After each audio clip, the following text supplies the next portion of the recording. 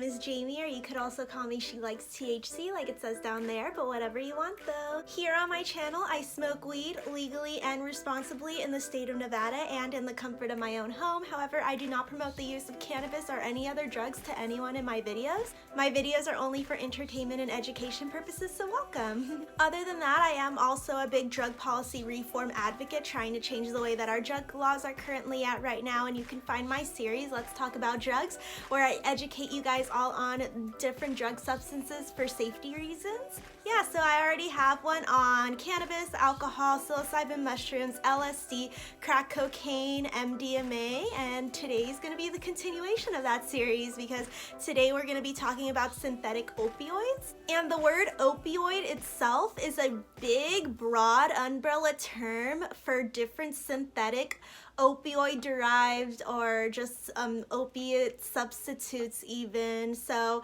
it's kind of similar to like the word drug, where everything falls under one category for drugs. There's many things that fall under the category for opiates as well, including heroin, vicodin, and oxycontin, but I'll be going into it later in the video. Right now I'm gonna go ahead and heat up a dab and we'll get dabbed up, and then we'll go ahead and get right into the discussion of synthetic opioids, and I'll educate you guys all about it. So in this video, I'm going to be dabbing some Rainmaker. That's by AMA, a cultivator out here in Nevada. It's sitting at around 81% THC, and it has a lot of myrcene, caryophyllene, and linalool. So those are the terpenes that are found in this. All right, cheers, you guys. Let's talk about opioids today.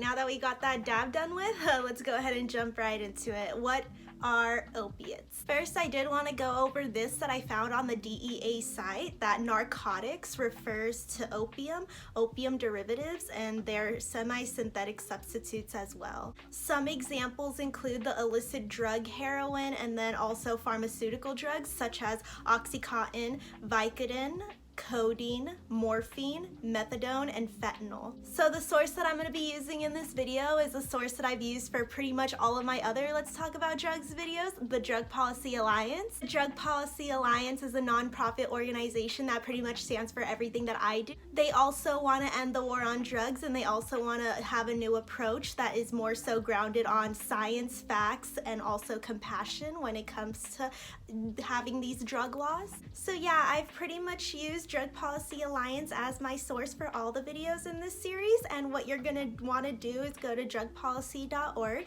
and then scroll on down to Drug Facts, their tab, and then there will be a list of different drug substances, and there's gonna be one that says synthetic opioids and fentanyl in parentheses, so that's where I'm going to be getting this information from. I'll be linking both of my sources down below of the DEA and the DPA site. So yeah, since I am using Drug Policy Alliance as my source in this video, I'm going to be mostly focusing and talking about fentanyl as a synthetic opioid, since that's the one that they focus on in their website in drug information as well. However, just keep in mind that opium derivatives, and semi-synthetic substitutes are also related to this category, and sometimes heroin can be involved with these other drugs. So with the help of Drug Policy Alliance, I'll be talking about synthetic opioids and then also fentanyl in this video. So let's get right into it. Synthetic opioids refer to a category of novel psychoactive substances that are either known to be opiates or have opiate-like effects. These non-naturally occurring substances have related effects to the naturally occurring drugs from several species of the opium poppy plant. These plants have been cultivated and used by humans for medical and recreational purposes for thousands of years, from which well-known opiates like morphine and heroin are derived. Fentanyl is perhaps one of the most well-known synthetic opioids since it has been extensively researched and one of the only substances approved for prescription use. After the discovery of fentanyl, some of its analogs were developed and brought to market for medical use, but recently many related compounds have been appearing in the illicit market that have no prior use in medicine. Currently, synthetic opioids are being produced in clandestine labs and are often used as cutting agents to heroin and other drugs. And this is actually just something based on my own knowledge that I did find out. I think that I read something about cocaine being cut with fentanyl as well. So if I find something like that I found, I'll link it down below.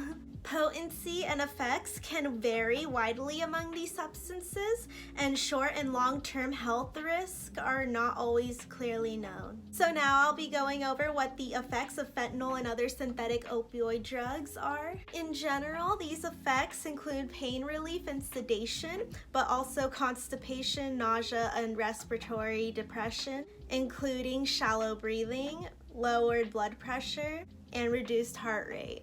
Opiates produce these effects through acting on the mu opioid receptor brain receptor.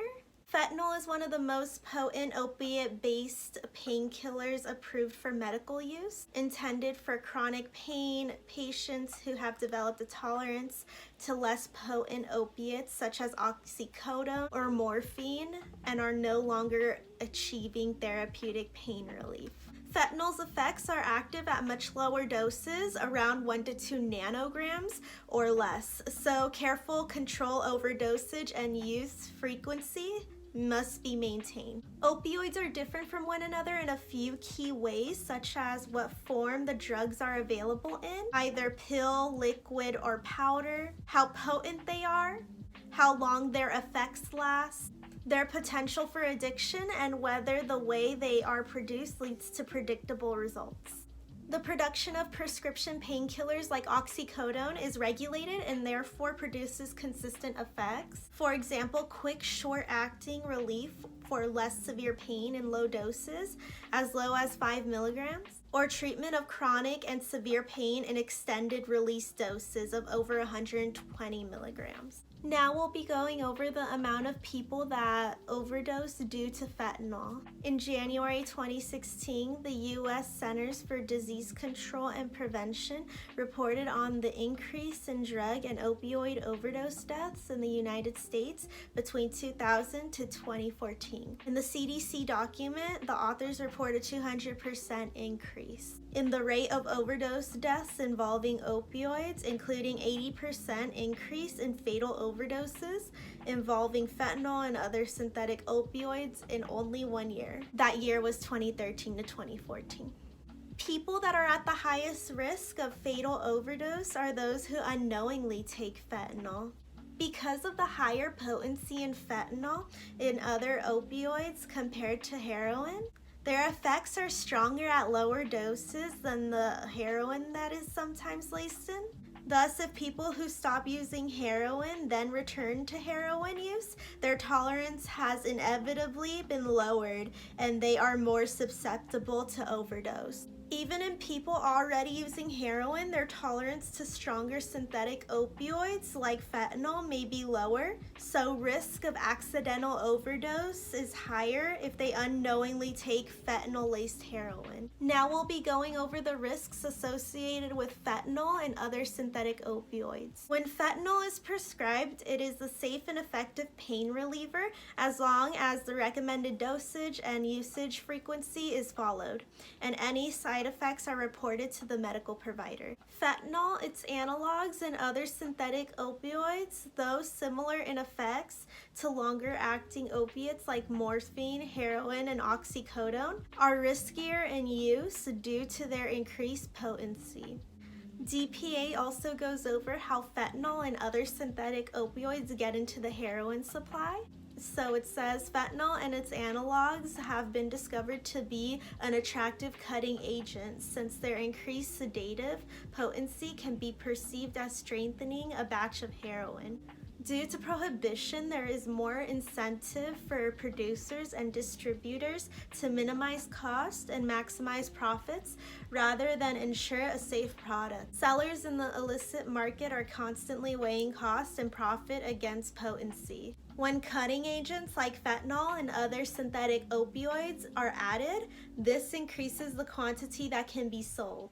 As long as a particular batch produces noticeable effects, demand will remain.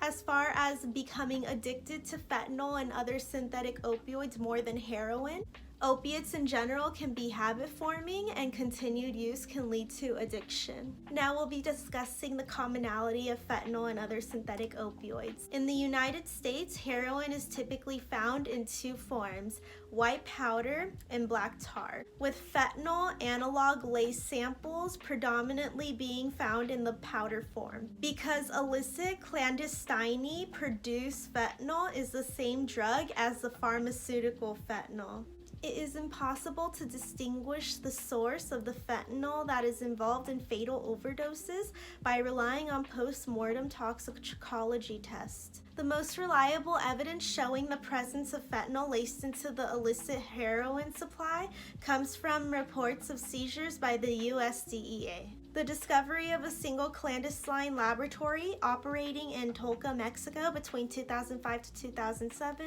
reported enough fentanyl that seized samples of heroin during this time contained 20 to 25% fentanyl. The fentanyl laced in this lab that was in Mexico was believed to be tied to over 1,000 confirmed overdose deaths. Now we'll be discussing the legality of synthetic opioids in the United States. In the US, fentanyl is classified as a Schedule II controlled substance, meaning there is a potential for misuse and dependence, but it does have an accepted medical use and can be prescribed for restricted use. In 2016, following the high-profile case of music legend Prince's fentanyl-related death and increasing seizures of synthetic opioid-laced heroin by law enforcement calls from politicians to increase punishment for possession and or sale of illicit fentanyl, including escalating mandatory minimum sentencing and even capital punishment for sale of heroin. So we've had a lot to talk about, and DPA covers so much more on their site. I encourage you to check it out if you're more interested. But now we'll be talking about safety, which is what I always emphasize in my series. Let's talk about drugs. So yeah. Now we'll be discussing harm reduction approaches to the use of fentanyl and other synthetic opioids. The first most important step is to increase access to and continue to develop accurate, non-judgmental education programs on drug use, misuse, and how to prevent and decrease the probabilities of overdose by also teaching practices such as not combining opioids with depressants like alcohol. Another harm reduction approach includes drug checking to detect fentanyl-laced drugs. There are some drug kits that you can buy online. Also expanding access to opiate overdose antidote naloxone. Here in Las Vegas, there is a way that you can get naloxone train, where naloxone is a medication designed to rapidly reverse opioid overdose. Enacting 911 Good Samaritan immunity laws to protect overdose witnesses from arrest. And opening supervised injection facilities that are proven to reduce fatal opiate-related overdoses. Other than that, that's all that I have on my Let's Talk About Drugs on Synthetic Opioids episode. Thank you so much if you're still watching and just wanting to know this information, so that way we could just help protect others and just educate one another on this important stuff, you know?